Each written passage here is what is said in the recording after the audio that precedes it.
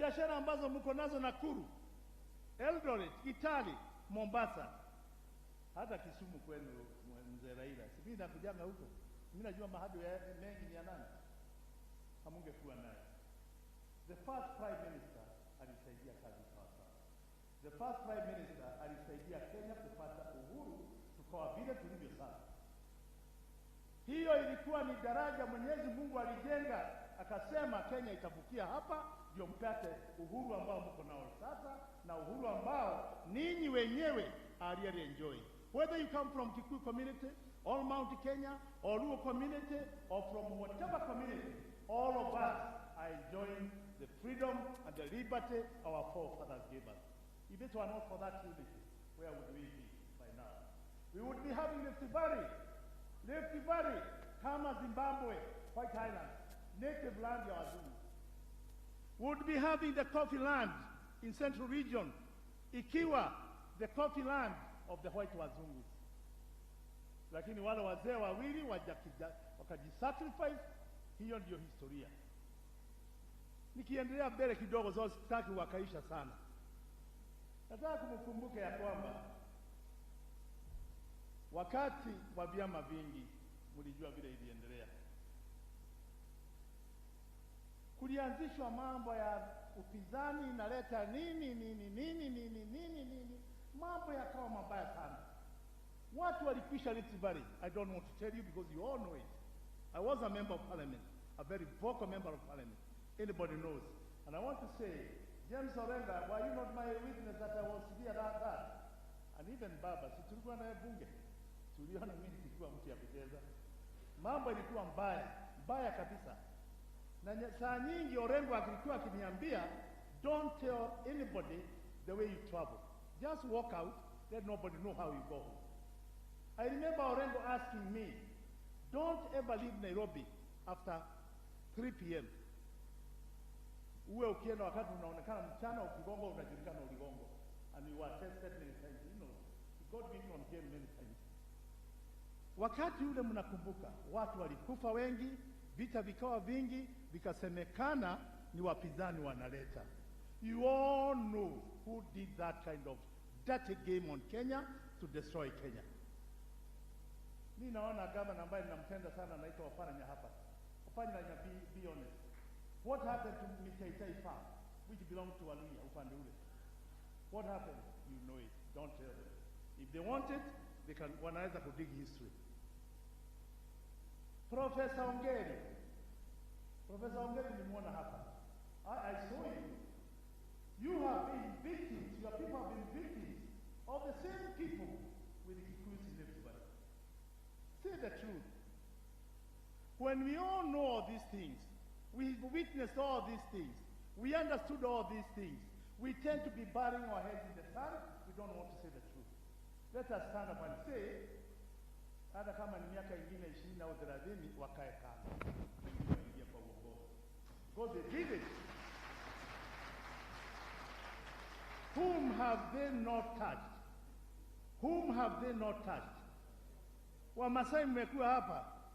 Ninyi wenyewe, tell me about your Transmara. What happened to Transmara? I know the boundaries of Transmara. I know where people used to plant a lot of maize there. What transpired during that era? Mulipoteza, and it is true, mulipoteza. That's why I'm saying, unless Kenyans want to blind themselves, unless Kenyans want to make themselves dead, unless Kenyans don't want to remember history, that's what transpired. We want somebody who will give us a clean sheet of this country. Juzi, Baba, tulikuwa na wewe wakati mambo yalikuwa moto. Huyu ni Kibaki, huyu ni Wamarwa, Mama Ngilu na wengine, mambo yakawa moto sana. Mzee wetu nimpenda sana, alikuwa anaitwa Nyachai, nimpenda Nyachai for your information. There's a lot of good things he did in this valley for all communities. I know it. When I say I liked him, I liked him. Mlipoingia katika siasa ngumu sana. Mukaingia siasa ngumu. Let's be very honest. Honorable Raila, it's only because maybe you don't like to tell people what you did. Hamkuwa marafiki na wajibu. Watu wengi waliona wewe Wewe unaonekana sasa unaanza kukataa maneno. You are now bulldozing. People walimuita yani bulldozer. Lakini akasema hatutaliokoa taifa kama kuokoa taifa ni tugawanyike vile vyama vingi kama vile Ford Asili, Ford Kenya na vyama vingine mlipogawanyika mkaenda uchaguzini tukashindwa. I'm seeing the same thing going to happen here. You are going to perpetuate that same leadership. Raila, wewe mwenyewe, God knows, ukaenda ukasema Kibaki tosha. Why you not another bridge? The same community coming to build a new bridge again to rescue Kenya. The other day, when it almost collapsed, when somebody was planning, kuona ya kwamba rais wetu anapigiwa kura ya kukosa imani, wewe mwenyewe ukasimama mbele handshake, hiyo kura ikapotea.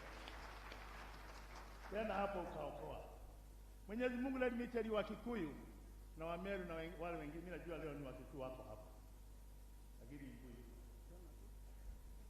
Jambo ambalo mimi nataka kulisema na ukweli ujulikane, uongo uwekwe kando, kwa sababu siku za mwisho za Mwenyezi Mungu ukweli utawekwa pale, uongo uwekwe pale, tuone ni nini kitakachoushinda. Rais alikuwa anataka awekewe a vote of no confidence. Vote of no confidence by the same person he assisted to come help in Kenya. Lakini Mungu ni mwema, mlipoungana Kenya inaendelea. Mabarabara yamejengwa, mambo yamejengwa, na nisiposahau, kwa sababu naweza kusema mengi kuhusu historia, mjue kuna historia ambayo tunasahau, na ndio kwa nini wa Kenya tunazidi kuingia ndani ya shida kwa sababu ya ukabila usio na maana. You remember when Enos Pukia was struck?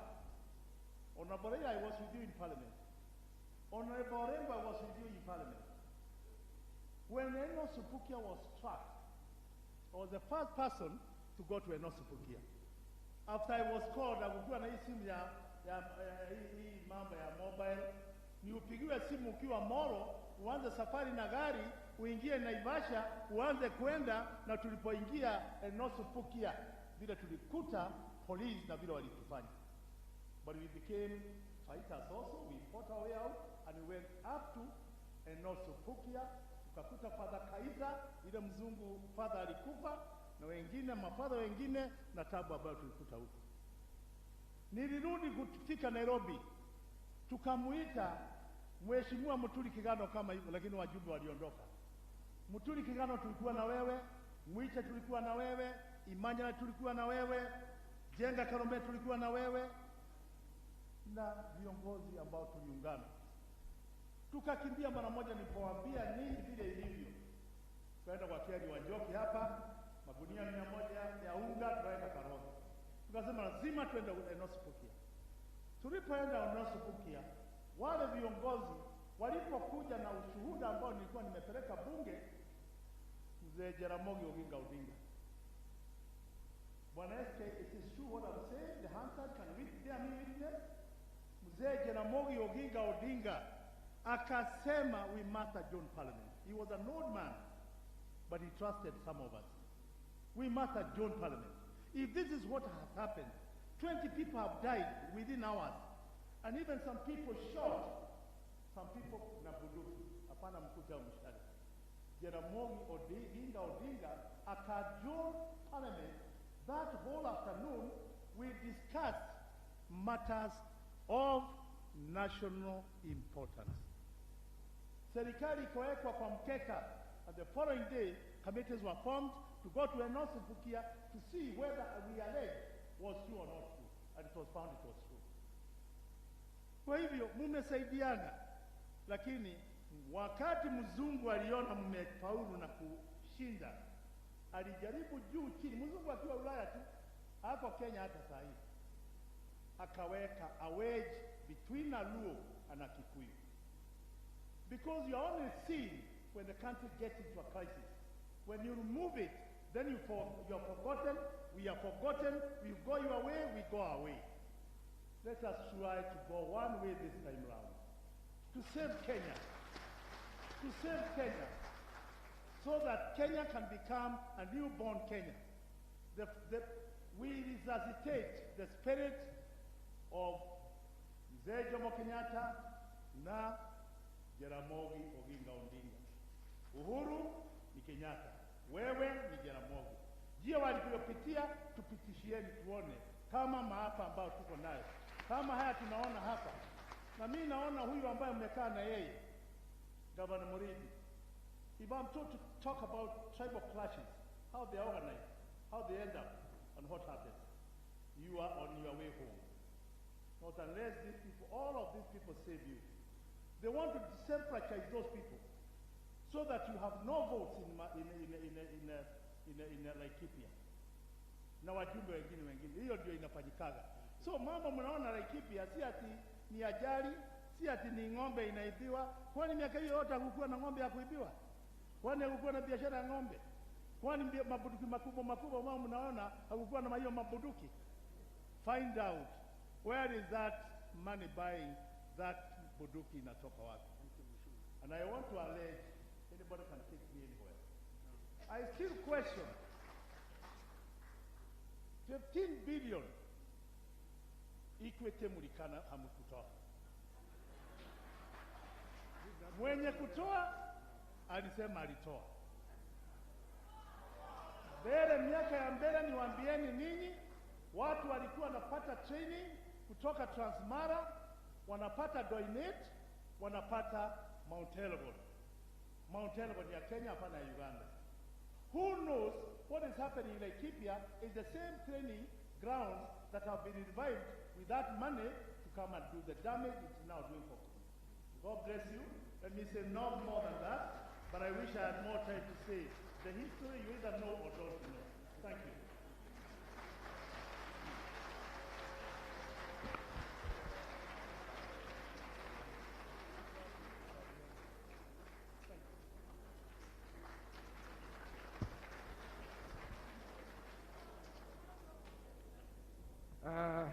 Lest you forget, Mheshimiwa, thank you very much. Let's give him a bigger clap. It is worth the time that he took, and it's good that you put us into the mood and the perspective. Our next speaker, Your Excellency, will be a businessman by his own right, who has been with you and has been with the member of the community for a long, long time, and none other but Dr. S.K. Macharia. Please, S.K. And S.K., we want to thank you for your offer today for us being on there as we speak. So we want to thank you and appreciate you. You know what you mean to this community. Please.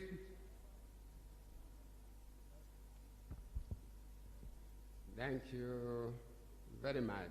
I'm not going to take as much time as Jenga. But what he has said is true. We just like to forget things, and the few words I'm going to say. Me, I was recruited in Kenya government, and I have Joe Kibe there, is my witness, from America by the government of Mzee Jomo Kenyatta to come, and that was 1968, by the way. I'm not young.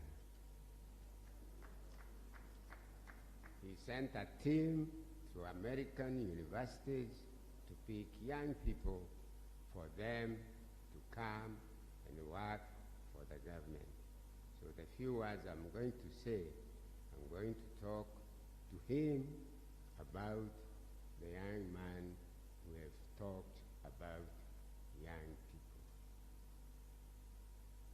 You know, the problems we have, we didn't have them during Kenyatta time, Jomo Kenyatta time. civil servants, we never left jackets on the desk. We worked very hard. When we were given freedom to do business, we still worked 8 hours plus Saturday, Monday to Friday, and Saturday to midday. And some of us went to set up bars to make extra money. We would never take a cent of government money. We only worked for the government to make money or to provide the services for people to do business, and then the government taxes, and those taxes would then help the businessmen to make money. Even today, first, after 2017 election, so that I don't forget this point of what we are talking about, we almost lost this country. Sure, we know that. Chege has talked about 1991, 92. We know all about it, some of us. The young people may not know. When we almost lost the country. And lost the mountain, by the way. Almost lost the mountain. From where Kenyajui comes from. Up. Governor Kenyajui, the one I'm referring to. After 2017, again, we almost lost the country. Our President Uhuru, you remember, he was sworn in.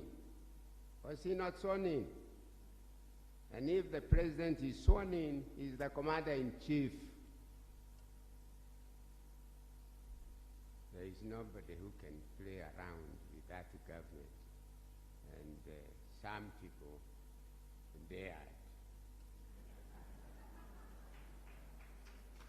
Led by my friend here, but I was talking to him. You know, some people dared. And they almost, I know Olengo, where is Olengo? James. We were together in Young Turks when we were being beaten by, I'm sure you are going to explain him what I've just said. Some people dared him. But he has that instinct of his father, the love of this country.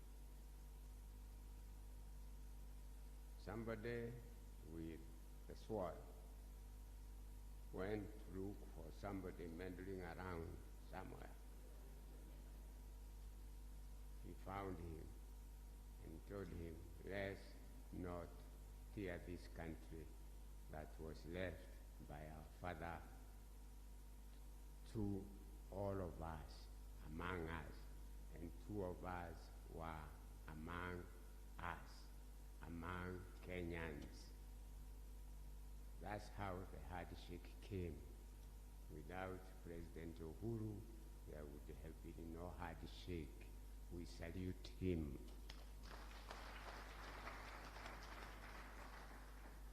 That handshake, we will ask him to leave it to good hands so that it can continue. The noise we are hearing around, those who don't know Kenya politics, and we know it in and out, Akina George Moho, even if you see them quiet here, Akina Kagudi, Akina Ede Joroge, we have worked together. We know Kenya politics well. We believe President Uhuru Kenyatta will leave this country in good hands, the hand he went to look for, to shake hands. For this country does not need anything else if he's going to come and allow corruption to continue in this country, believe me or not, that young man who spoke here so nicely and really touched my heart, because I know I started when I was very young. See, I told you I was recruited in 1978, 68. I was young. If I was 70, I'm 78 now. You can now deduct and find out my age. Yeah. Because we are given opportunities, all you need is give Kenyans, young people, the opportunity. And if you promise them that you eliminate corruption, because there is no any other problem. If we are not corrupt, if we are not going to steal tax money, and the president has told us we are losing 2 billion shillings. Kenya, about 5 years ago, said 1/3 of the budget of this country goes to corruption, goes to private people's pockets. If that money, if you do not allow, there is somebody who was being interviewed the other day on Citizen TV with PRO, and the other one is called Mnuka, and he said, Kenyans today, and I heard the young man say, give us jobs. Go to government jobs, they look for government jobs to go and make money. Make sure the government that comes next time to save our young people, to save our country, to develop our country, does not allow those who go to government offices to make money. Those young people will be able to make money because money will be available in government. And by the way, what has been stolen, because that's what we are running around, that's why we are campaigning, otherwise the president would have had it over without much of a problem. See our pesa too. Sina campaign. If you prevent that, if you promise these young people of the mountains, we know how to do the work ourselves without stealing. I come from poor family. I came from poor family. I went to US by bus. It took me 9 months with 1,200 shillings, and I left my father and my mother and my father and my 3 sisters without a piece of land in the village. I took a bus from here, a bus out there, and it took me months and months to get to Benghazi, all the way to Seattle. After 9 months, I worked with my own hands in Boeing, sweeping at night to pay for my school fees. And I told you I was recruited to come and given a job to transfer land from Wazungu in Agriculture Development Corporation to Africans, to settlement. And those people, my last word, who say that Kenyatta steal land, come to me, I take you to the archive. Every piece of land, anybody who got land from the British has my signature and Letika Konyo.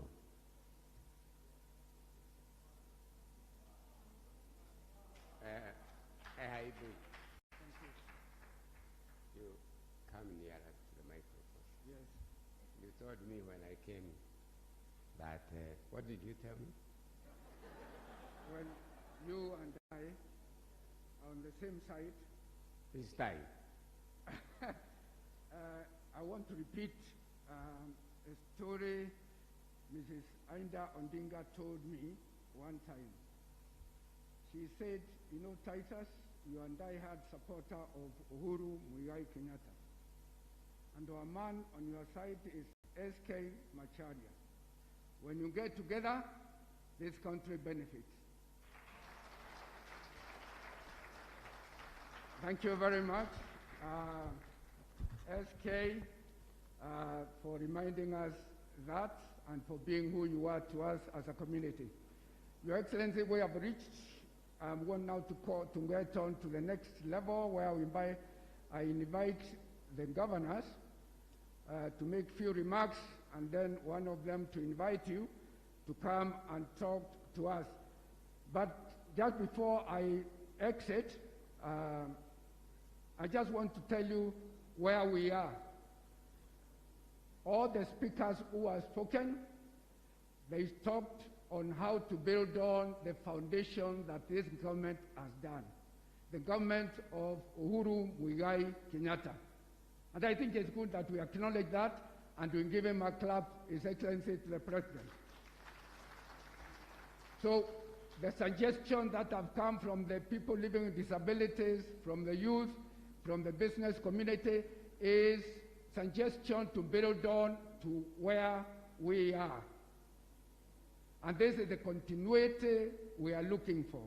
So with that, Your Excellency, I want to invite Governor Kimemia to introduce and acknowledge the other governors who are here, and then invite you to make your remarks. Thank you very much, ladies and gentlemen. I'll see you another time. Thank you.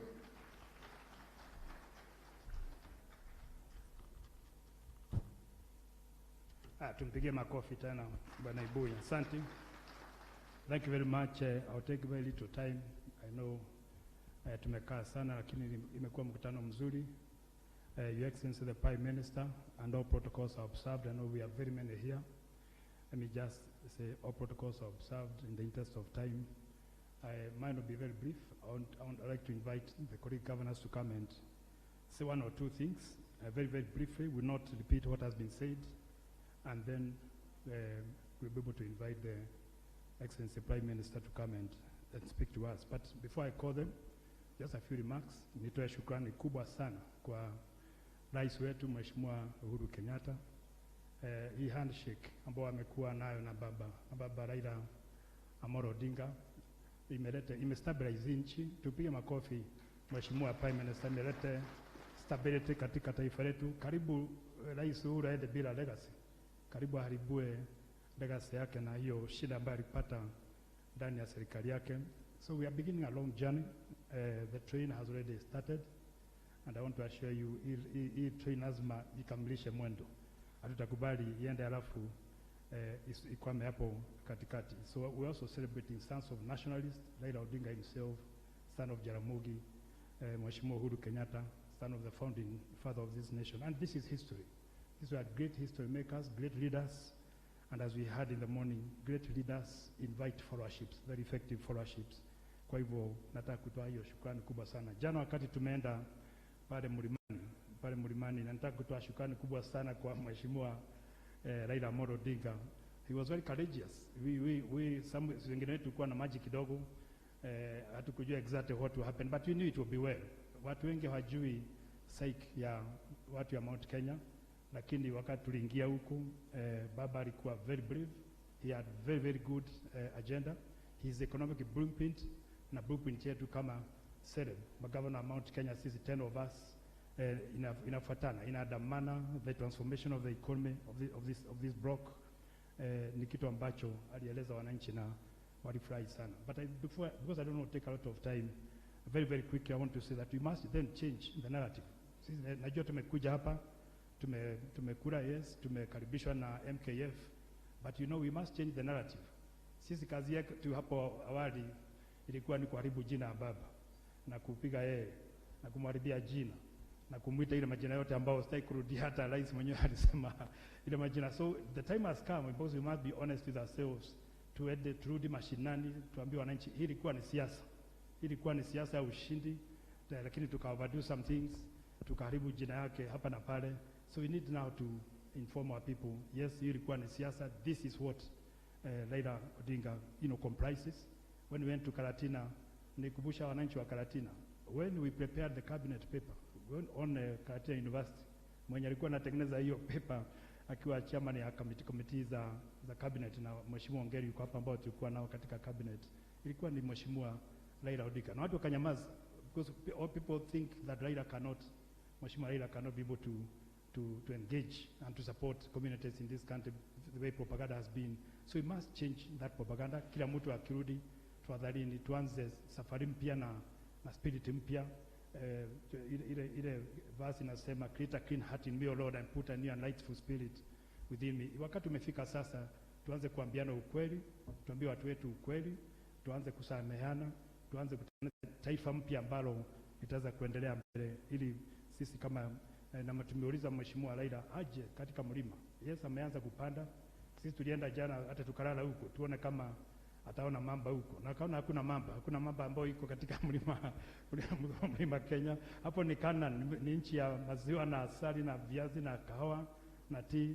Sisi tungependa Mheshimiwa Raila wakati utafika, najua utakuja kuongea hapa, na tumeona manifesto yako, the draft ambao ulituongea jana wakati tulipeana statement.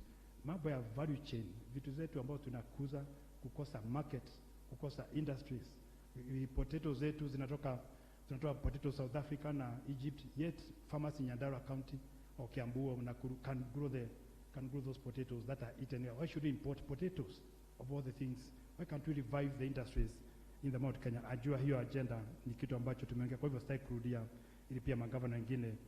The numbering environment ambao Mheshimiwa Macharia ameongea, kumekuwa na shida kubwa wakati mwingine. I thought Mheshimiwa Macharia ungeongea vile mashini zako zilipigwa wakati mmoja, wakati ulikuwa unaanzisha hivi system yako, wakati huo nakumbuka hizo mashini zako tabu ambao ulikuwa naye. Na we would like a leader who comes and creates. Sisi ni watu wa kufanya biashara, na tungependa policies ambazo ni friendly. Yes, you have talked very well, accountability for taxes. In fact, Mheshimiwa Kibaki when he came in alishika tax ya nchi yetu na kuona kwamba wizi umeisha. This country is very prosperous. This country don't need to get money from abroad. That tax itself alone inatosha at least kuendesha nchi, na vile alitoa hata international capital katika budget yetu. So if we manage this country well, and that's what we are looking for, a leader who comes and manages this country well, na tuweze kuendelea mbele, I think we shall have been able to see what we saw, you moving the economy from -7% to 7.3% in 2007 within just about 4 years. Tupigie Prime Minister makofi na Rais Mzee Kibaki na Rais Uhuru Kenyatta akiwa treasury, and they make a very very beautiful pair. So hii mambo inawezekana kuamsha Kenya yetu na kuendelea mbele, ni mambo inawezekana. Na sisi kama magavana, all we are saying, please support our value chains, support uchumi wetu, industries zetu, markets both local, regional, international. I think the women came out very well. The youth of this country, they have given the agenda, and we support them. The issue of equity, the lack of equity in the block and the distribution of resources. Unakuta MCA Aloiro, 500 people, and a county has less than 200,000 people. So an MCA has more than a county, but he only gets, almost equal to what an MCA gets. But that county gets much more. Just like Nyandarua County, one MCA has more people than. I think those inequalities in the vitu ambazo tumeongea na Prime Minister, just touching them as I finish up. The issue of distribution of power and resources, the appointments in the block is something that we have already shared with the Prime Minister yesterday when we discussed with him yesterday. And then the issue, lastly, the issue of his entry into Mount Kenya is something that we like to, and that's why we are called in this meeting. Can we also become partners with the Prime Minister as he enters the block? Please, let's work with him to make sure that it becomes easier to work together. So, nataka kutoa shukrani kwa hayo. The issue of security has been said very, very clearly. I think the issue of life, security, of life and property is something that I would like to also underpin. That came out very, very, very well. Kwa hivyo, asanteni sana kwa kuweza kunisikiza, na nataka kupatia magavana ambao wako hapa nafasi pia waseme kidogo, one by one, tawalika in any order. Nianze mimi na Mheshimiwa, sijui kama Oparanya labda utapatiwa nafasi mahali ingine. I know he's one of our governors. Nafikiri atapatiwa nafasi na Mheshimiwa Prime Minister.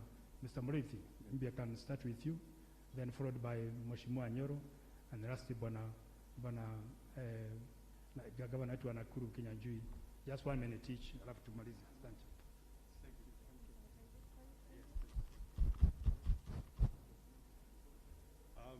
Thank you very much, Governor Kimemia.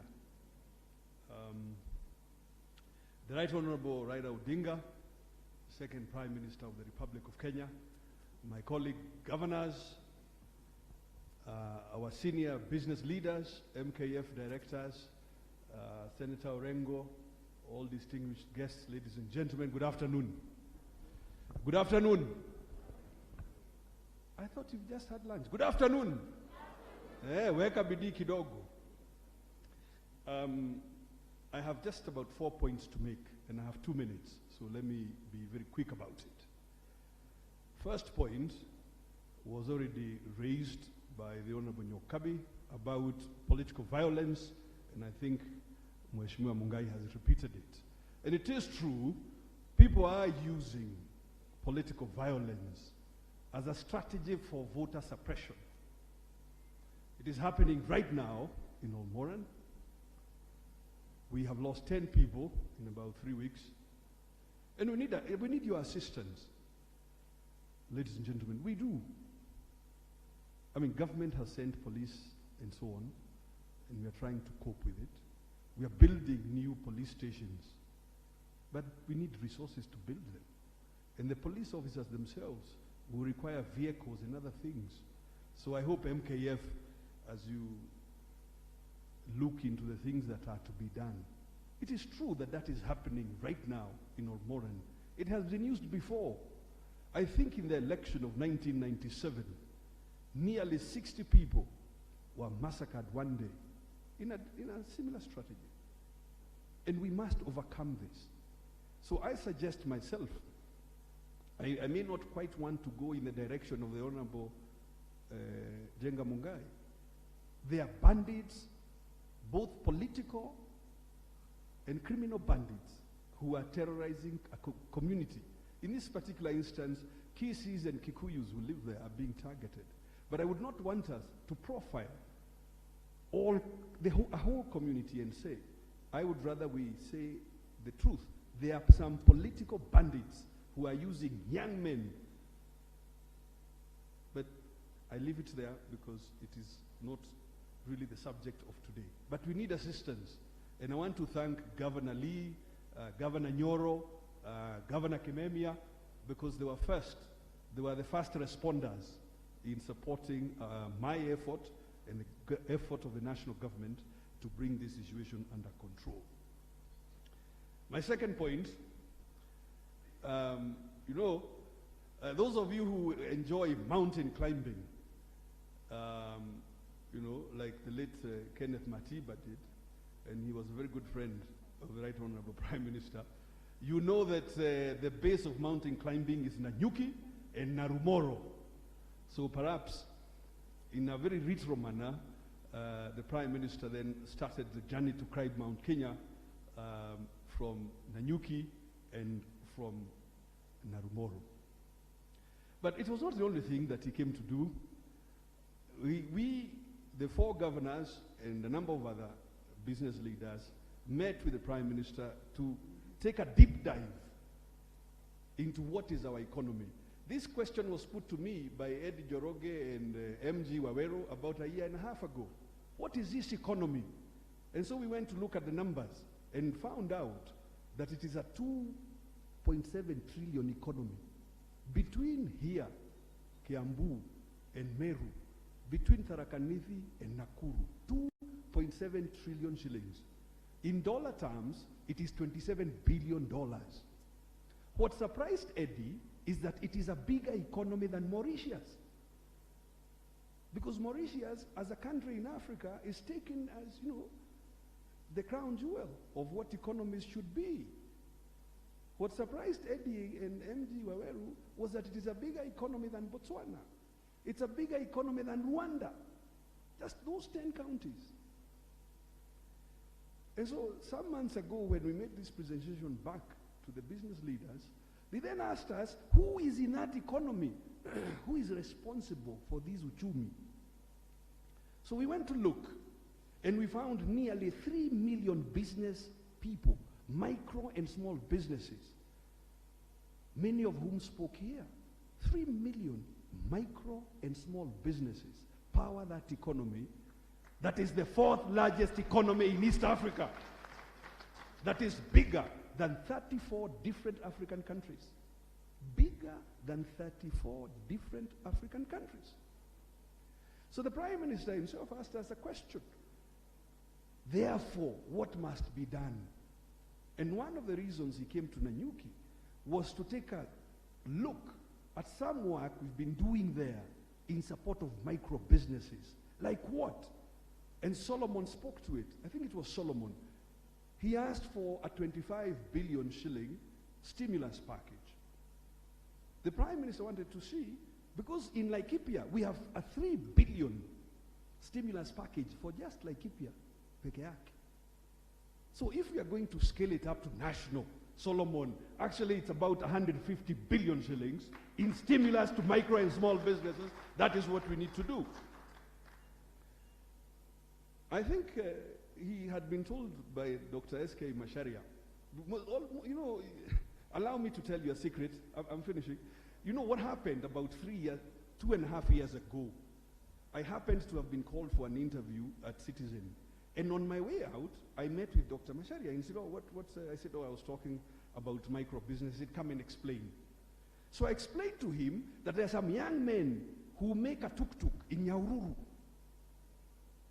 He whipped out his checkbook and paid 450,000 shillings and became the first customer of the BJ50 tuk-tuk. Put your hands together for Dr. Macharia.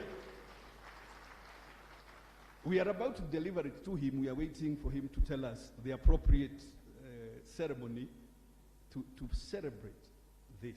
It was a journey of 2 years because of regulatory hurdles. Because of regulatory hurdles. For instance, we have a system in Kenya that runs the transport, whatever. It's called the Transport Integrated Management System. For you to register a unit, it requires you to show a customs entry. Meaning, the system has been built with the belief that all motor vehicles are going to be imported. And these are the things that we want to change so that these micros can thrive. So the Prime Minister wanted to see, okay, let me see what you're doing. So we had a few SMEs come around and show him some of the things that they're making. And he, in fact, bought one of the machines, not the tuk-tuk, he bought a machine to mill and make feeds and so on for livestock. We hope he's also going to buy a BJ50. I'm 1 minute from closing. Just 1 minute from closing. And I want to then talk to the point that Dr. Macharia said, work.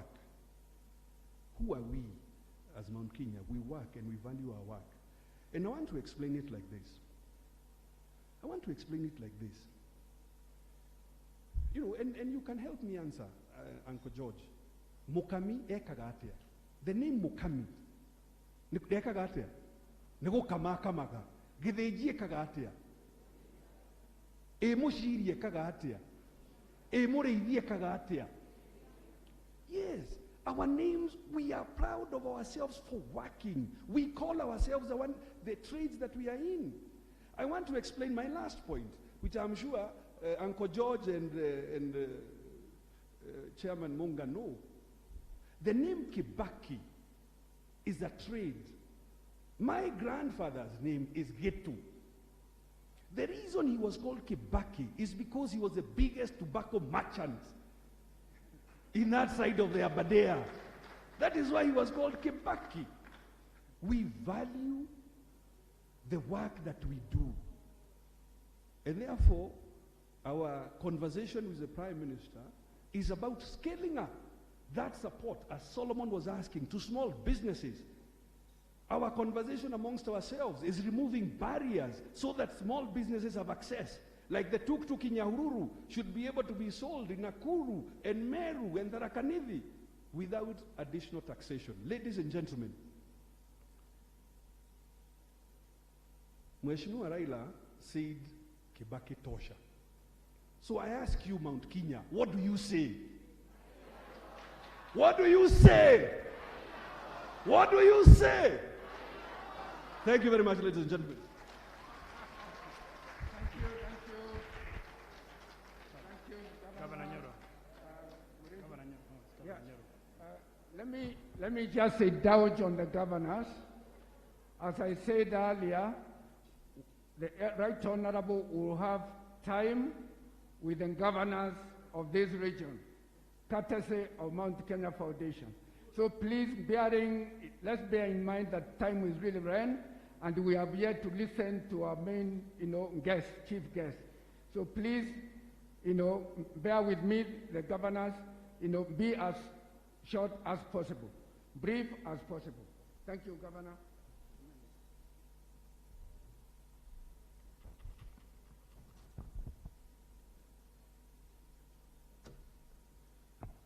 Thank you very much, the Right Honorable Prime Minister,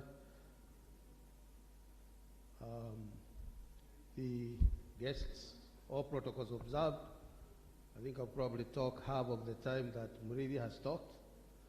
I'm not so sure what else you can say after what Murithi has elucidated. But let me start by recognizing my Deputy Governor who is here, Joyce, and I know there are other Deputy Governors. Maybe you can start so that I'm not discriminated, that I only stood my Deputy Governor. There we have three Deputy Governors there. Thank you very much, and God bless.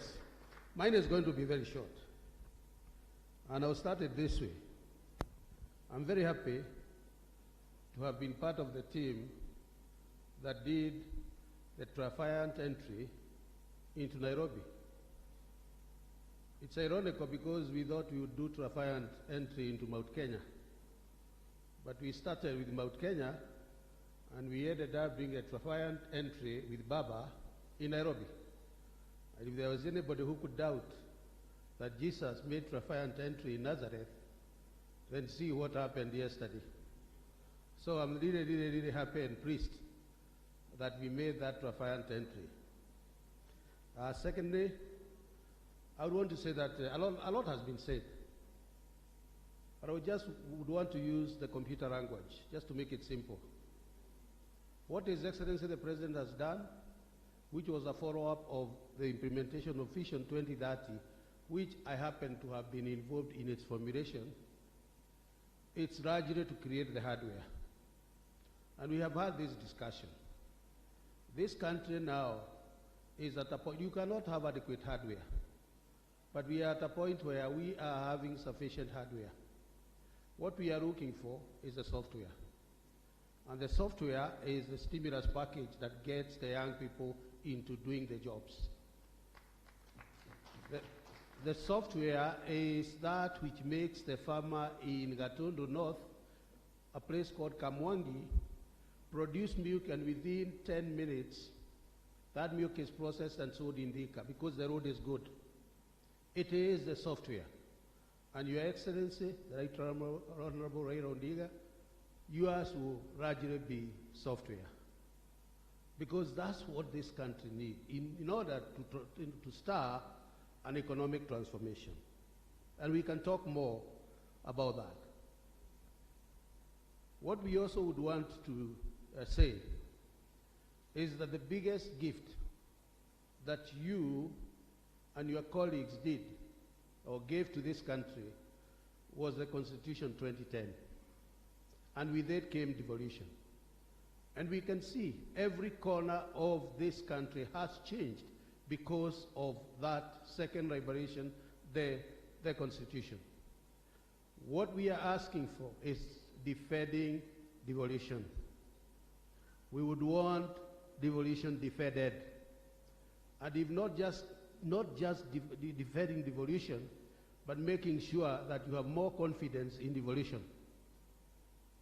Get more money to the counties. Let counties have the problem of accountability, but get more money to the counties. Let the national government work closely with the county governments, because that's the way that person, doesn't matter whether it's Mount Kenya or wherever else, they will be able to feed the government. I'll just talk about one issue, which again, as you can see, I just talked about the hardware and talked about the software and how easily we can fit into the software. But I would also want to say, Your Excellency, that we need to rethink, and I know there has been a bit of discussions about the economic models. But instead of going to economic models, we agreed yesterday that we are going to go direct to Anjiko and do things, projects. But I also want to challenge economists in this country because they are there. When misconceptions are being made about economic development, where are you? Those of us who have read books like Michael Todaro and Lipsey and the others, we all know the difference between different economic models. I want to simplify our development economic model by saying we need to slice the growth of our GDP. What is the contributor of our GDP? When we say our GDP is growing by 5 or 6%, what is contributing to the 5 or 6%? For as long as agriculture and manufacturing are not contributing to that GDP, there is not going to be jobs. There is not going to be sufficient food. There is not going to be cheap food that enables our manufacturing sector to become competitive. Yes, service industry is good. Finances are good. Yes, the banking is good, and it will contribute to our 5%.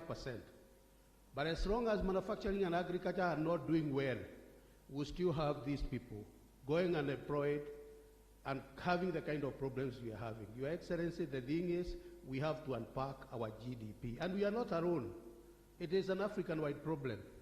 We have to unpack our GDP. Pump more money into agriculture. Pump more money into manufacturing. Make sure that we have inherent natural competitiveness. Those are things that we have not talked about. And I would want the economists of this country to come up. We talk about these things. I don't know why we have only 2 or 3 economists talking and the rest are quiet. I think we also have to think very seriously about whether we are going to lead an export or an import-led economy. Sorry to say, Your Excellency, today this country is spending in excess of $250 billion to import basic food. You are not importing, you are just importing maize. 60%, 30% imported. Wheat, 80% imported. Rice, 75% imported.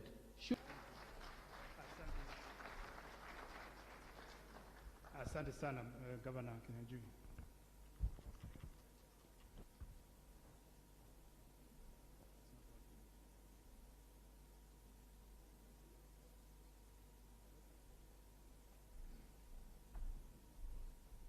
Thank you.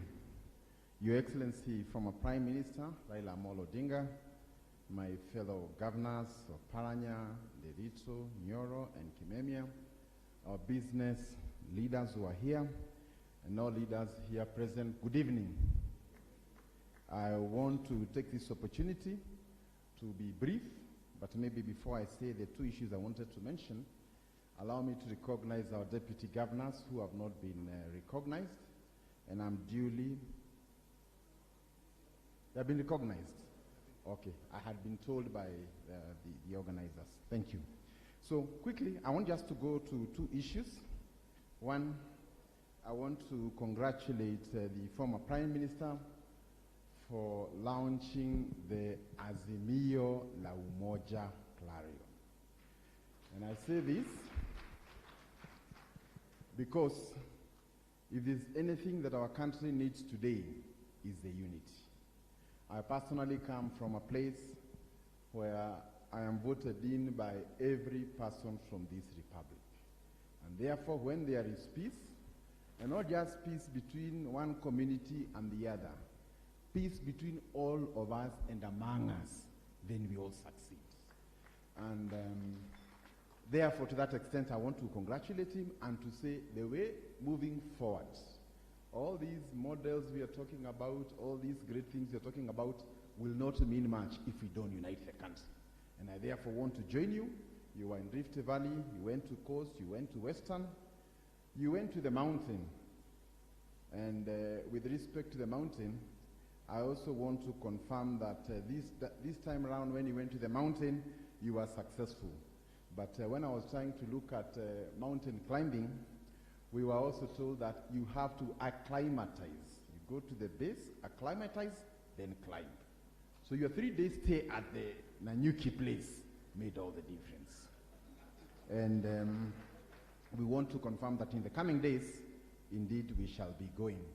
And with respect to the Azimio la Umoja, allow me also to say that to join Governor Nderito, who like myself comes from a cosmopolitan county, and to confirm that we have been victims of ethnic profiling. And the worst thing that would happen is also to be also part of what targets others. So we may have a problem with an individual, but never with a community. And I think this Azimio la Umoja is for all Kenyans. And that must be very clear. Even if we differ with a person or with a group of people, it is not for the whole community. So let us work together. And I also want to tell the Mount Kenya community that among all the 43 communities, the community that is in every part of this country is the Mount Kenya community. From Lamu to Turkana to Kisumu and all that. And therefore, the biggest investors in diplomacy, in ensuring that we live at peace with everyone, must be this community. And I want to say, if you look at it in the global arena, the countries like the United States have the highest number of embassies across the whole world because they equally have their people all over the world. So likewise, even for ourselves, we want to live at peace in Tanzania, we want to live at peace in Lamu and all the other places. And I personally say the unity, message and clarion must be our message moving forward. Allow me also to say that for a region such as ours, with deep interests in business, in agriculture and everything, we would definitely want to go to this election not with the option of winning, but winning must be a must. So we cannot participate in this election hoping to win. In the last 20 years, we have mastered the art of winning. Our core business, even in this election, will be to win this election. Yeah? So therefore, even as we listen to all the other people, we don't just want to participate in an election and come and complain thereafter. We want to win, and when we win, we have a stable government for another 5 or 10 years. So the stability before, during, and even after the election is very key. And for me, when I look at all those things, I think my position has already been made. Then allow me also to say something about our country, that our country is not just another African country. We are a very important nation within the region. And as probably has been said, this election is such that the final decision will be made from the mountain. So as we make this decision, we are not just making it for Kenya, we are making it for a very big region. I want to invite you to look at to the west, I think to the east. We have Somalia, we have Ethiopia currently with challenges, we have Southern Sudan, we have many other countries that depend on Kenya. And therefore, the decision you are heading to is not one that can be made casually by the roadsides, just because we have given a few young boys alcohol and those sort of things. It is a decision that will inform the interest of this country for another 10 years. Do we want to remain as the champions or the hegemony for the region, or do we want to be relegated to the backyard? So I want to say that we have very, very important decision to make. And this decision is not just for ourselves, but for a bigger region that also relies on us for business. We are now in DRC, we're in many other of our African countries, so let us not take these decisions casually. Then lastly, our decisions, although we are a region, must be based on what is best for Kenya, because there will be no SME policy for one region. There will be no anti-corruption policy for one region. So what is best for Mount Kenya must also be good for Kenya. And therefore I want to say, for me as I make my decision, I'll be very careful to see who will best fight corruption. Because I have studied all nations in the world, and there is no nation that ever prospered with corruption. Where there's corruption, poverty is a natural consequence. You as an individual may succeed. You as an individual may get rich, but as a country, you get poorer.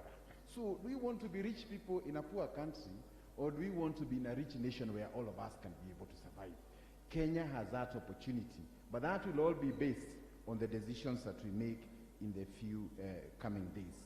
Lastly, I also want to confirm that the diaspora community from the Mount Kenya region is very broad.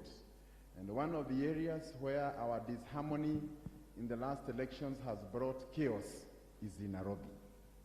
If the two of us come together, we shall solve Nairobi. We shall solve the Nairobi leadership crisis. And you can imagine the shame of your capital city really even being taken over by the national government because you could not be able to manage. But I want to assure you, when we come together, when we work together, we can take over the capital. Once we take over the capital, then that is where we have invested, and that is what all those things are going to happen. Lastly, allow me just to confirm that for us leaders, including myself, it is true that depending on our age, we have different priorities. A leader in their 30s, a leader in their 40s, a leader in their 60s. But it is also true, the older you become, the more you are focused on a legacy. Because you are not prepared to prepare a kingdom for another 100 years. Your focus is to leave your grandchildren and your nation in safe hands. May God bless you.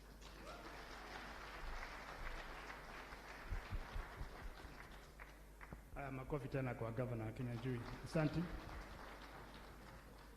I think Governor, he covered it very well. The issue of the unity of Mount Kenya region is something that we would like to assure the Prime Minister that we are agreeable. We shall make sure that the mountain is together, the east and the west, and we are working as governors to make sure that this happens. I know the governors from the other region, the eastern side met with you, then we are also meeting from the other side of Mount Kenya. That is something that I would like to assure this meeting, that we are working day and night to make sure that the mountain is not divided the way some people want to divide us and then be able to control us and to rule us the way they want. I think the other issue that the governors had asked me to also mention is the whole question of completing. Honorable Prime Minister, we should thank the President of this country that is able to even allow succession debate to start when he's still in office. You know, the African countries where you cannot even dream that a president is exiting. Even when he's exiting, he still wants to behave as if. But we want to appreciate our president. Tumpigie makofi that he's allowing his own succession to be discussed in broad daylight 1 year to possibly the end of his term. And we want to appreciate him as governors of the region. Mheshimiwa Raila Odinga, please secure his legacy, secure his life and property, secure his family, secure his interests. I think this is something that we cannot pretend about in Africa. And I can assure you, when we took over with Mzee Kibaki, we secured all the interests of the former president Moi, and I know President Uhuru has done the same, and I know Prime Minister. This is not a big job. It's not a challenge. It's something that you can be able to do. I know some things are difficult to say, but for those of us who have managed succession issues, it's very, very important that we assure that our president will be safe now and also when he exits the office and goes to do other things in the world. So with those few remarks, I would like to pigia magavana makofi maneno mazuri ambao amesema. Sorry, deputy governors, we are not able to say anything, but because governors have talked, I think you can assume that we carried your interests. I want to invite Governor Oparanya and Mheshimiwa Oburu, Dr. Oburu, hata yeye ni baba pia, waje hapa mbele na watafanya kazi fulani, alafu nitaarika Mheshimiwa His Excellency Prime Minister atusalimia. Asanteni sana. Tupige makofi wakuja. Governor Oparanya, you can take over.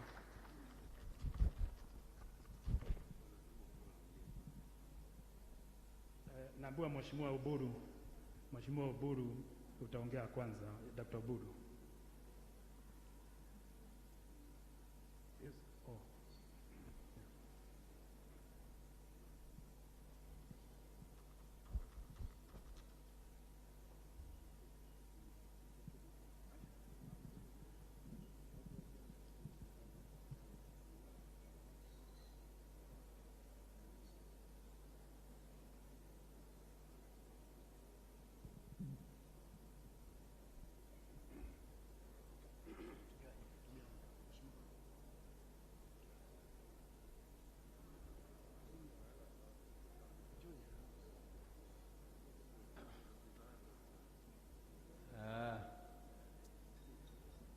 sijui kusema haya haya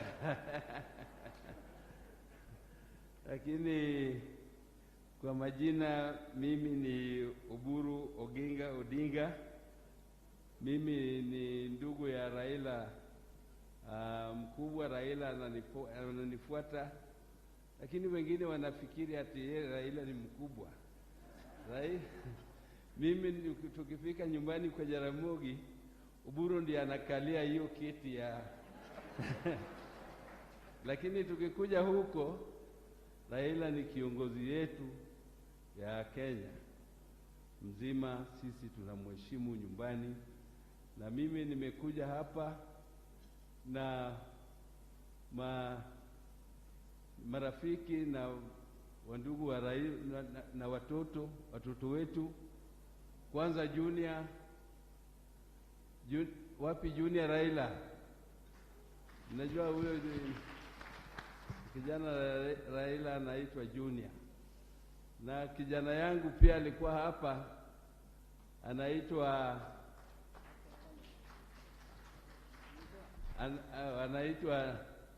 Jaoko Oburu.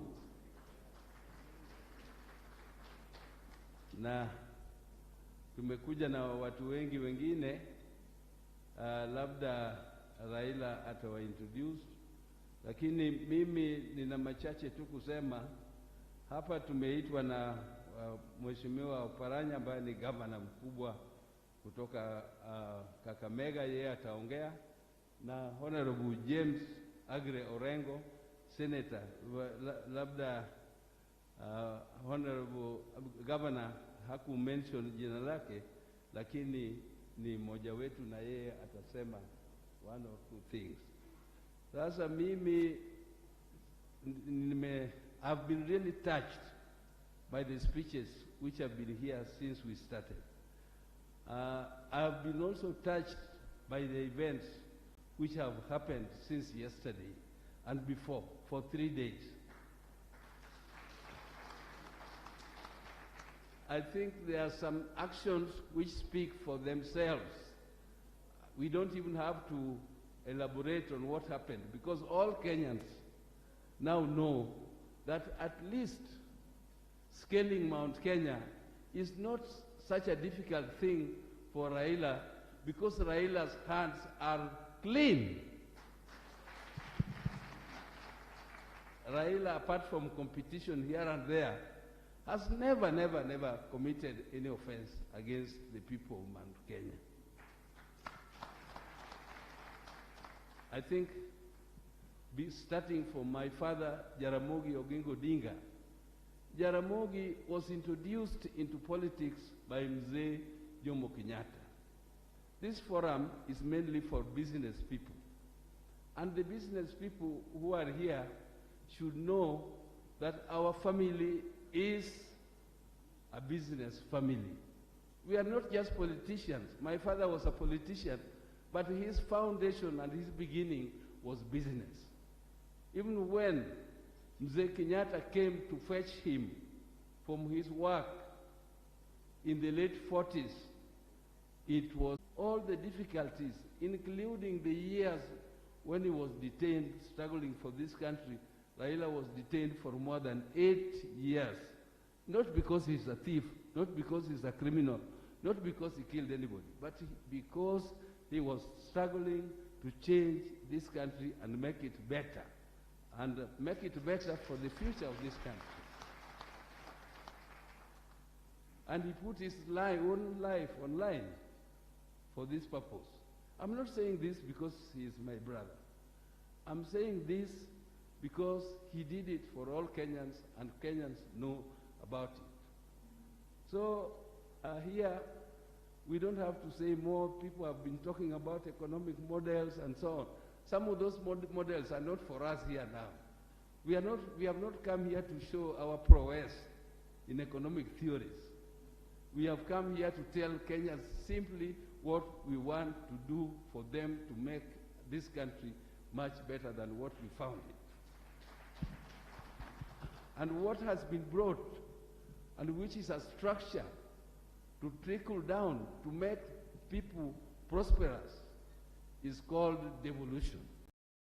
Devolution has brought changes which are revolutionary in the economies of this country. And I can assure you that if revolution is strengthened, it will grow this country from whatever you call it, whether you call it bottoms up, or up, bottom, or whatever. This country will grow from height to height. Because whatever you are talking about, if you don't create a structure to take those things, whatever the resources you have, down to the people, without a structure, there is no way you are going to tell people that I'm going to develop Mama Mboga. How are you going to develop Mama Mboga without a structure? How are you going to develop people who are doing other bottom up, I mean the lowest ebb of society into the heights of the economy when you don't have a structure to do it? You must create a structure, otherwise you are just creating what is called a handout economy. And people don't want to be given handouts. People want to be enabled and empowered. Empowered to do business, and that is what Raila intends to do. He intends to empower the people of Kenya to do business. And the Mount Kenya people are business people. And I'm sure if you are searching for a person who will support business and who will walk with you all the way, then you have reached the destination of your search. I don't want to add any more, but I just want to invite my brother, Honorable James Orengo, to say a few words. Yes, yeah, I know. I'm the one who pulled you here. So I know. Thank you, Jim. And then you invite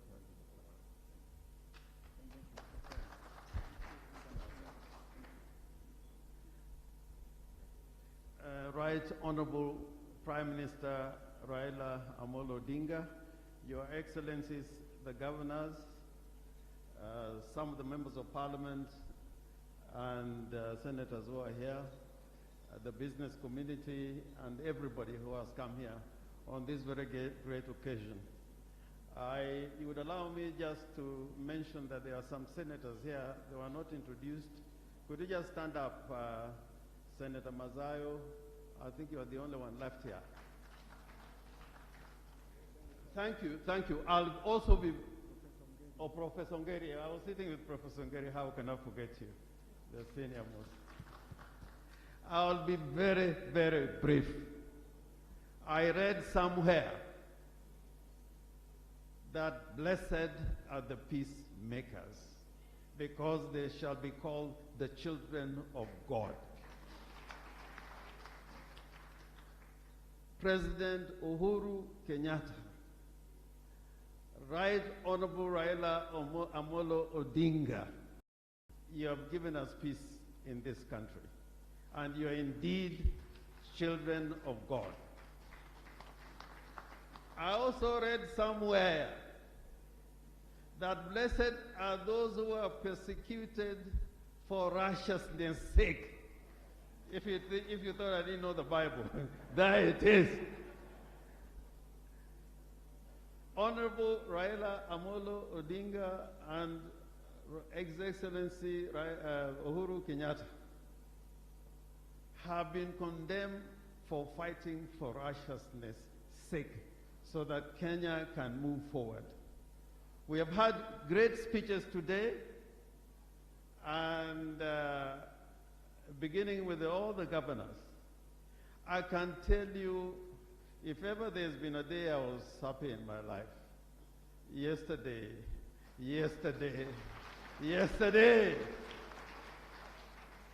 And I just saw part of it because I was not moving from Nanyuki to Githurai.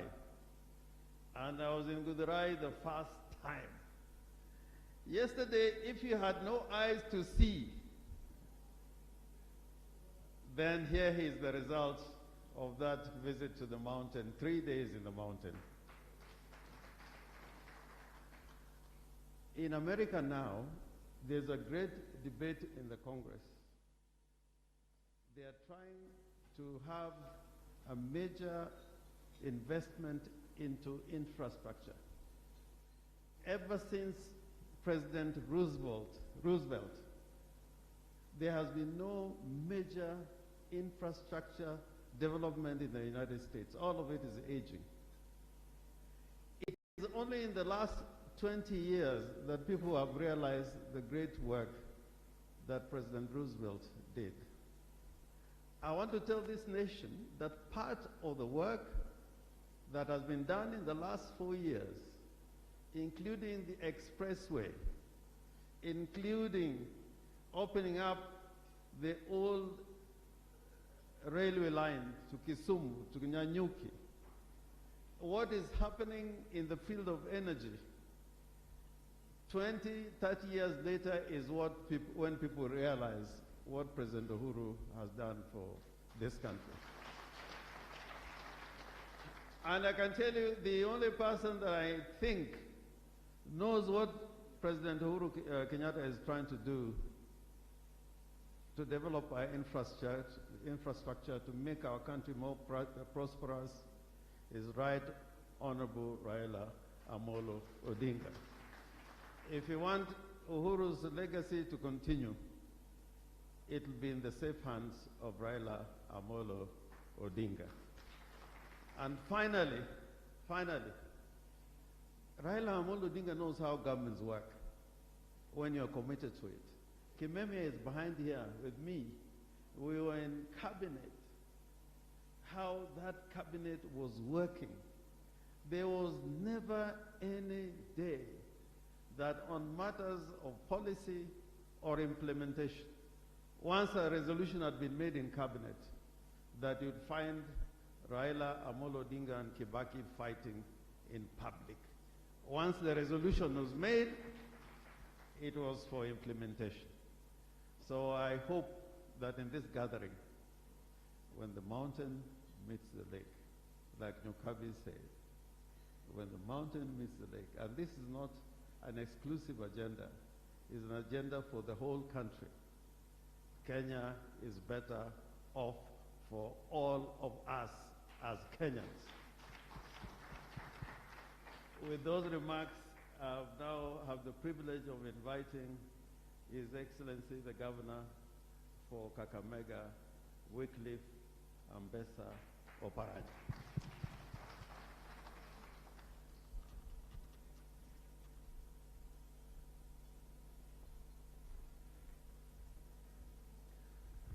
Your Excellency, the former Prime Minister of the Republic of Kenya, Mheshimiwa Raila Amolo Odinga, my colleagues who are here, governors, senators, members of parliament, business people from Mount Kenya, good evening. Najua mmechoka. Good evening. Me, I was a visitor. I want to appreciate the invitation of Mount Kenya Foundation. And I happen to be the only governor from outside Mount Kenya. Thank you, Chairman Munga and Chairman Macharia, for that invitation. I accompany Baba, and I think this is one of the first important meetings that I have ever had since I became Member of Parliament in the year 2002. As you are aware, we have never worked together all this time. From that time, I became Member of Parliament for Butere constituency up to now when I was a governor. It was them versus us. And this issue continued until there was this Nusu Mkate. When there was a Nusu Mkate government, I caught that opportunity through Raila Amolo Odinga to be in the cabinet of Kibaki for 5 years. And that's why That's when I actually worked closer with you. And that's why I respect my deputy here, Peter Kenneth. We worked very closely as my deputy when I was Minister for Planning. But what is important is unity. These issues you have raised here, they are not unique for Mount Kenya only. They are common to all communities in this country. But maybe this is the first time that two major communities are coming together. And you have said, when the mountain and the lake come together, then this country has peace. And I want to applaud Uhuru Kenyatta and Raila Odinga for the handshake. To me, it is the handshake that has made me work very closely. Some of us, when Raila went for the handshake, we said he had made a mistake. But we realized he was looking far. And it is through that handshake that we are here. So unity is important. What we are supposed to do is now to sustain that particular unity and have a peaceful election. Some of the problems that you have raised here, devolution was to be a solution. And I can tell you, devolution is working in this country, despite the many challenges that are there. Some of the challenges, we had raised them in the BBI, but unfortunately it came to pass. We hope when we form the next government, we will be able to address some of these issues that were in BBI, because some of those issues were meant to strengthen and sustain devolution in this country. Thank you very much for inviting me once again. And I have heard that you are inviting other leaders from Western Kenya. The people of Western Kenya, we have decided. Whether you invite 100 of them, we have decided where our vote is going. Thank you very much.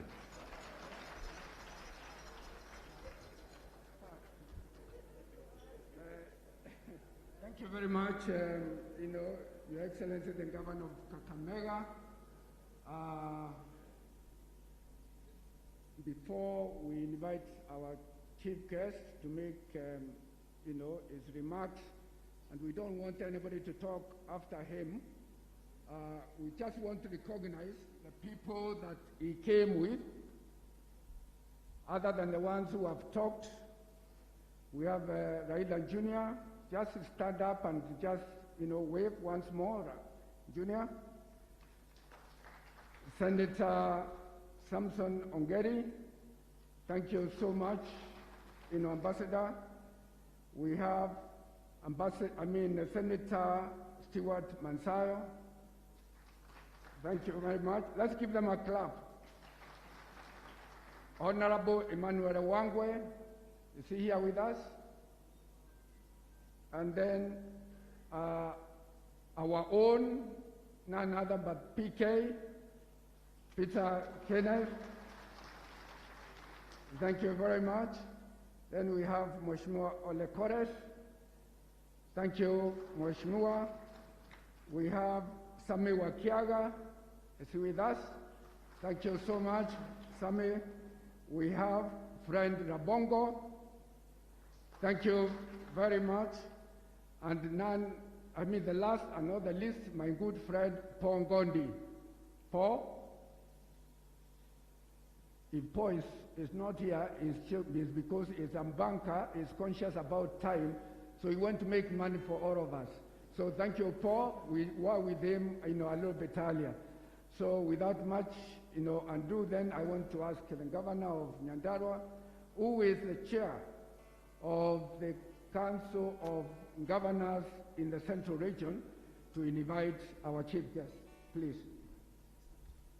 Do you have the dancers who will be able to usher the speaker to the podium? So thank you very much. Tupigie MKF makofi. Asanteni sana. It has been a very, very good meeting. I think MKF, congratulations, Daktari Munga na Mr. Ibui hapa. Asanteni sana kwa kutualika huu mkutano na SK Macharia. Tumefika kilele cha mkutano wa siku ya leo.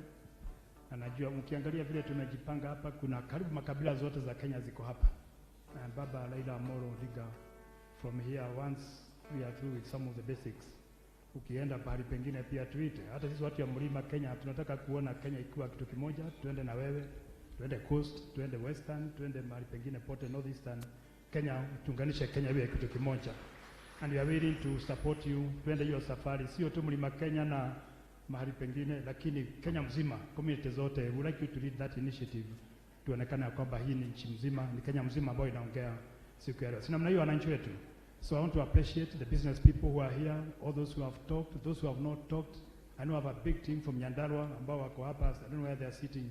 Wasinipigia kwamba siku watabu wako hapa, watu wengi sana from Nakuru, all the counties, governors who are here. Tumeleta watu wetu wako hapa, wazee wetu pale nyuma. I want to appreciate you.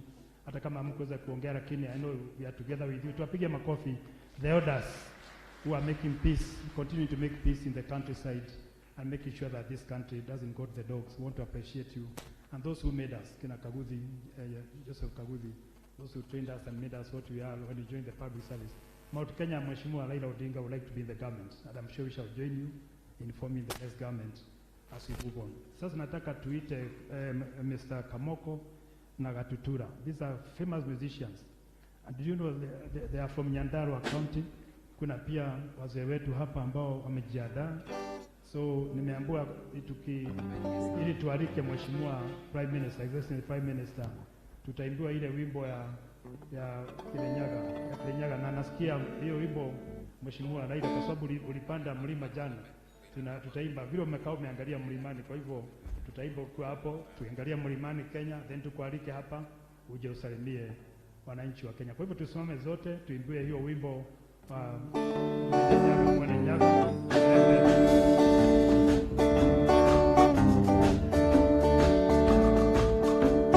Ngai mwega we mutangiri waita mwamukeri magongona madoiro kayure mbere tutingihotwo ni thu wene nyaga twakuoya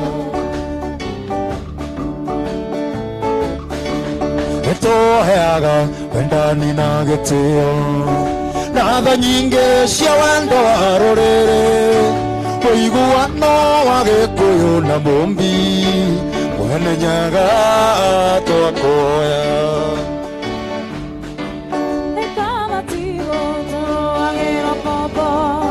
Chapa shaita ikĩrũĩra bũrũri nĩtwatigĩirwo nĩ gĩkũyũ na mũmbi mwene nyaga twakuoya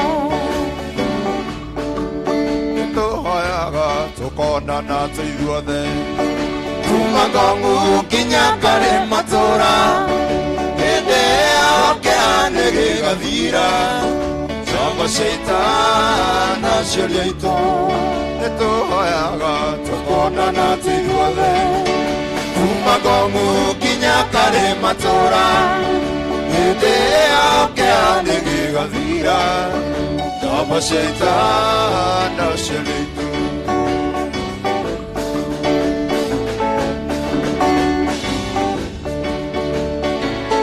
Kamatimo ũrũagĩrwo kombo Chapa shaita ikĩrũĩra bũrũri twatigĩirwo nĩ gĩkũyũ na mũmbi mwene nyaga twakuoya nĩtũhoyaga wendani na gĩtĩo na tha nyingĩ cia wendo wa rũrĩrĩ ũiguano wa gĩkũyũ na mũmbi mwene nyaga twakuoya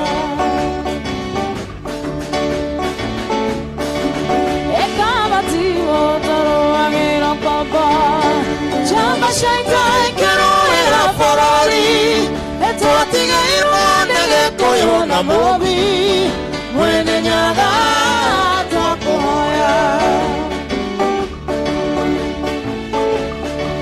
nĩ Ngai mwega we mũtangĩri wa ita mwamũkĩri magongona mandoiro Ngai ũrĩ mbere tũtingĩhotwo nĩ thũ mwene nyaga twakũhoya nĩ Ngai mwega we mũtangĩri wa ita mwamũkĩri magongona mandoiro Ngai ũrĩ mbere tũtingĩhotwo nĩ thũ mwene nyaga twakũhoya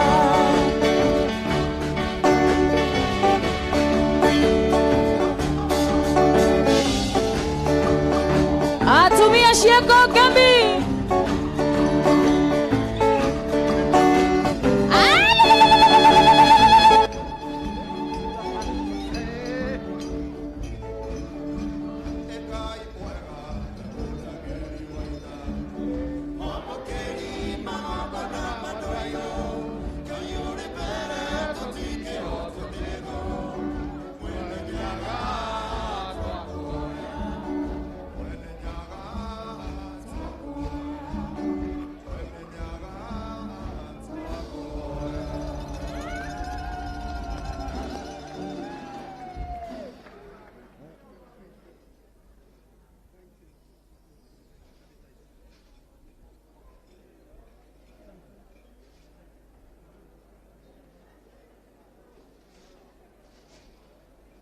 Haya, tumpigie mheshimiwa makofi. 1, 2, 3, 4, 5. Asante, asante, asante sana.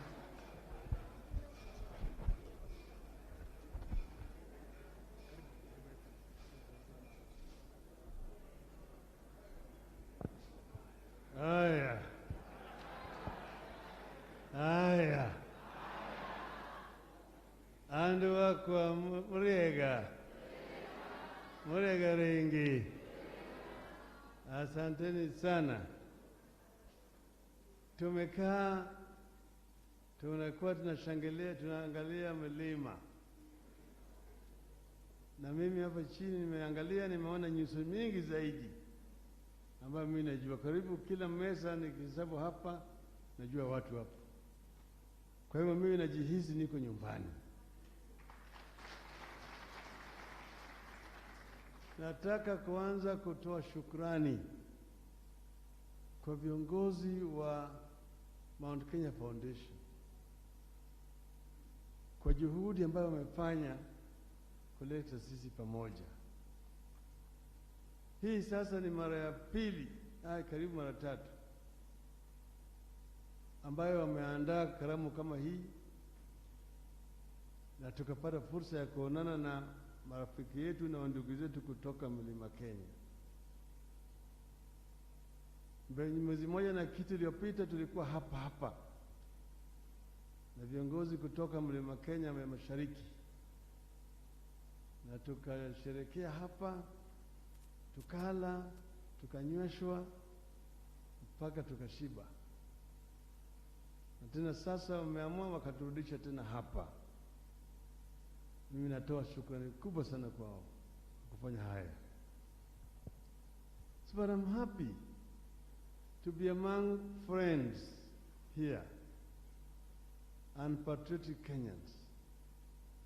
Listening to those who have spoken here before me, I would say that all of them are people who have got the interest of this country at heart.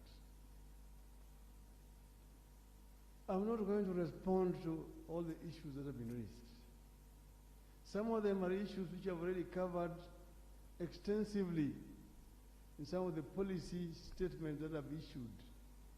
As you will have noticed, every Sunday I come up, I take a particular subject, and I put my views about it, and I release it for discussions. So I expect to get reactions from people that when we prepare our final manifesto, all those issues have been discussed and have been agreed on.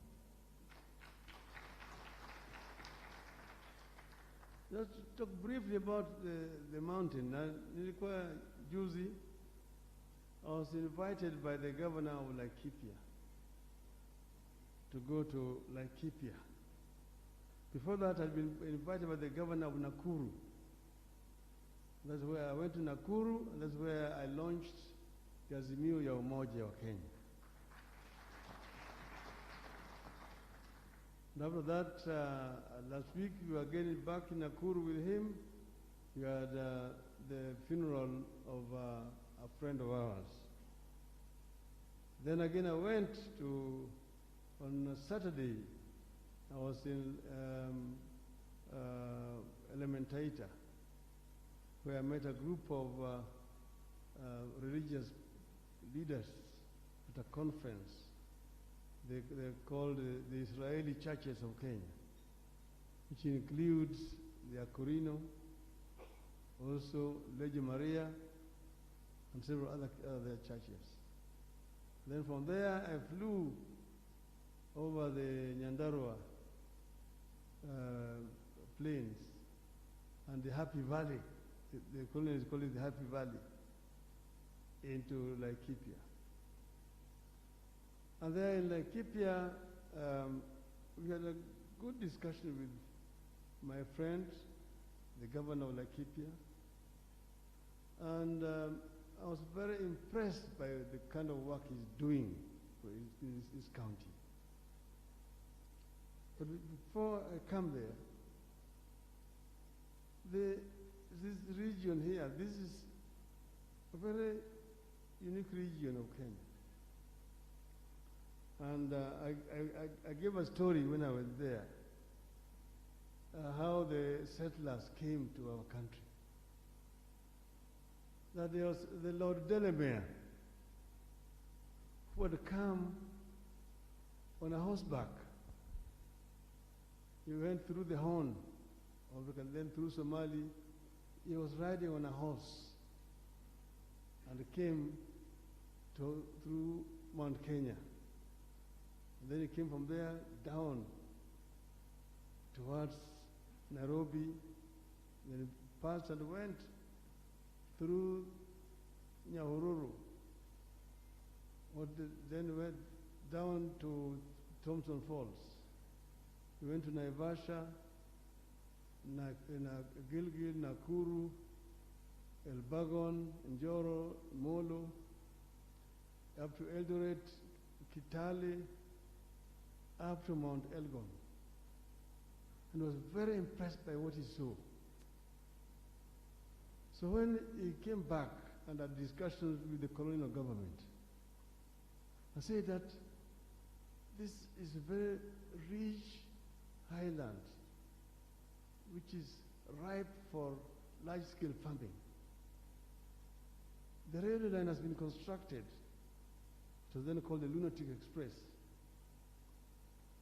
But for this railway line to be viable and repay back the investment, you need to have large-scale agriculture, so that when the trains come and go to the west, on the way back to the port, they will have things to carry back. The colonial government agreed. Then he told them that he can go back to England and bring settlers who can come and introduce large-scale agriculture. But for him to do that, he said he needed to be assured that anybody he brought here will be given 10,000 acres free, and free black laborers. The colonial government agreed. He accepted that agreement. So armed with that agreement, he went back to England to recruit settlers. He had town hall meetings in London, in Manchester, in Birmingham, in Liverpool, telling them that, look, down there, you have a land that is flowing with milk and honey, manna. And anybody who agrees to come will get 10,000 acres free with black laborers. But at that time, the story about Africa was very negative. Oh, bilharzia, malaria, wild natives. So nobody wanted to come to Africa. So in frustration, he got very few who wanted to come. In frustration, he came back. When he came back, he decided to try down south. So he sailed, went on a ship from Mombasa to Durban. In Durban, he addressed a town hall meeting. From there, he went Port Elizabeth, East London, Cape Town, Kimberley, Joburg. There he found Wazungus who had lived in Africa for generations and who did not fear Africa. Some of them were actually workers or laborers and other fellow whites owned farms. The prospect of owning their own farm was very appealing. So they quickly agreed. Most of them from South Africa and from what was called Rhodesia, Southern Rhodesia. That's how we ended up with the Kaburus here. But they came, they were given land from Timau, from those other sides on Kenya East, all the way to Kitale, Mount Elgon, those sides. That is what became known as the White Highlands. That is how the people of all this region were deprived of their land. How they were deprived of their land. Now the Africans were being conscripted to work. There was what they call agreement. You sign an agreement to go and work in those farms. And you'll have to work for at least 6 months. Firstly, but if you absconded, they will come and look for you right home and arrest you. And you'll be taken to prison. So that is how the people of this region were deprived of their land. And that is really the background. Most of those who came here were said illiterate or semi-illiterate. They were just thumbprinting. They were very ruthless, the natives. They call the niggers. So the niggers were completely deprived people. I will come back to that subject later. But that is how we came to be what we were. And you find a place like Nyahururu, there's a place they call the Happy Valley, where they're doing all sorts of things. But what attracted them was that the land was good for agriculture. No wonder even though today agriculture is still a major occupation in that area. But because the land had been taken away, that's where the people from those areas started very early trading. Because most of the land were taken away, some of them were taken into emergency villages and so on and so forth. And that is how that culture of trade started. So agriculture is the main occupation. They grow tea, those are the cash crops. Coffee, you've got vegetables, you've got flowers. There used to be pyrethrum, which is limping now. Fruits, milk is another one. You know the Laikipia, that name comes from the Mosaic land of Laikipia. The ones who remained to go down to Narok and Kajiado. But then the people in these areas are basically, in the rural areas, are farmers. And, but in order for this to be sustainable, you need first to deal with the issues of inputs. Here, the seeds, the fertilizers, and the pesticides are some of the things, the major inputs that you need to look at to make this thing viable. Secondly, you need to look at issues of access to the market, and then the issues of pricing, which actually depends on supply and demand. Then, when I was there, and the governor, he arranged for me to meet with the traders. You see, these traders, the MSMEs, the small and medium enterprises. And he has done a wonderful job in promoting these micro, small, and medium enterprises. They are big, as he already told you the figures. And it's empowering them, giving them access to capital, and also helping them access the markets. So I was very impressed by the degree of innovation by those young Kenyans. The kind of machinery that they produce. They find, for example, a machine that is being used to recycle plastic waste and to make cabros out of the plastic waste. And several other building materials are made out of it. Cattle feeds and things like that. So many other things. So I was very, very impressed. So there's really no need to invent the wheel. We know that these SMEs can eventually grow and become bigger enterprises. I told him that, I am an engineer by profession. And I gave them examples of how many of these enterprises started as very small enterprises. I gave them the example of Mr. Called Karl-Heinz Benz.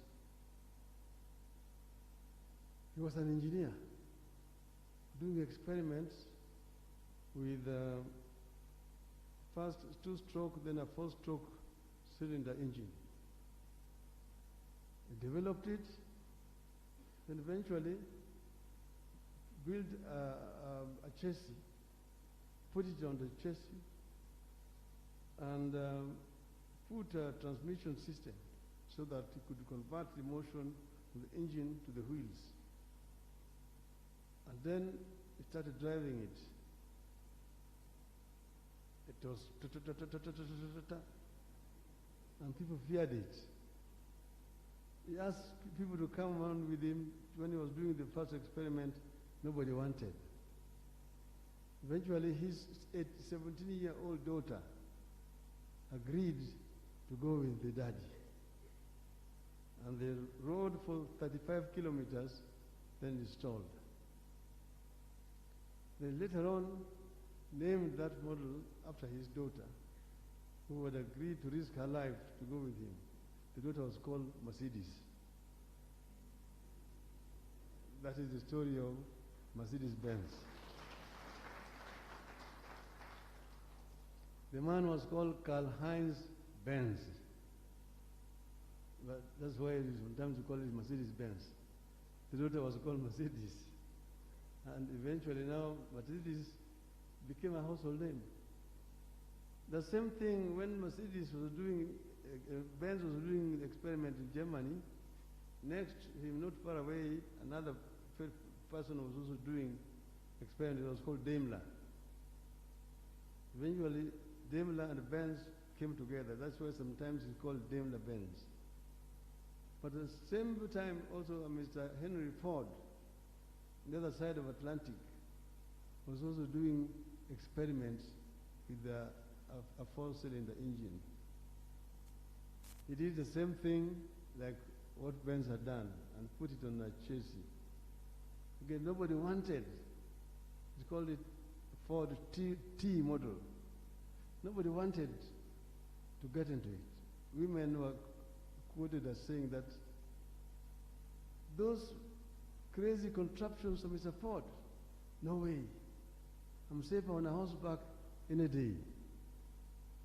People preferred the horse to the car. But eventually, that one of Mr. Ford also became now an international model. Mr. Toyota was repairing bicycles. Then he went into the scooter, assembling parts to make a scooter, which became the motorbike for women. Then he went to the motorbike. Eventually, he went to a four-stroke cylinder engine, which became then Toyota. And when Toyota was made, in those days, nobody wanted to buy Toyotas. When I was studying in Germany, Japanese cars were banned, that they did not meet the German safety standards. The first Toyota that were brought in this country were lying in the warehouses here. Nobody was buying them. Till they went and convinced two politicians, Dr. Gikonyo Kiano and Mr. Joseph Murumbi. They gave them free cars to drive so people could trust. And that's how they managed to enter this market here. Today, Toyota is a household name internationally, all over the world. I was telling them also that when we were going to school, anything Japanese was known as inferior in quality. There was a cloth. If they made you a uniform with that cloth, which is called Japan, fellow children in school would laugh at you. We were never to Japan. You had to wear Stackfords from England. Now, made in Japan is seen as high quality. So I was encouraging these people to say that we can also do it here. We don't need to be ashamed of what is made here in Kenya. And we also don't need to reinvent the wheel. We know where we're coming from. In the days of colonialism, Africans were excluded from economic activities of our country. We are running a segregated society. There was a Mzungu, there was a Muhindi, then there was a Marabu, then the African was down there. So if you are found with 100 shilling notes, you'll be arrested. Umeiba wapi? From Africa. So when independence came, the government came up with policies to mainstream Africans into the economy. They came up with a policy called Africanization.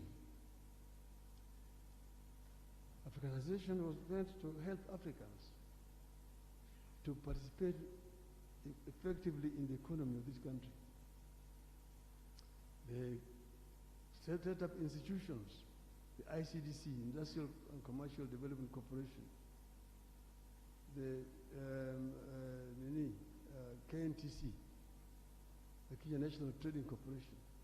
These institutions were tasked with the responsibility of giving Africans capital, loan, so that they could be able to participate meaningfully in the economy. Later on, Africanization was blamed as being racist. That it was discriminating against other races. So it was changed to Kenyanization. Then the government came up with a policy of to take over. retail businesses. That if you are not a Kenyan citizen, you were not allowed to engage in retail businesses. You could be in manufacturing, wholesale, but retail businesses could only be done by native Africans. That is the time, and that's when now, because there were some Indians, in colonial days we were all British subjects. Kenyan citizenship was created at independence. And the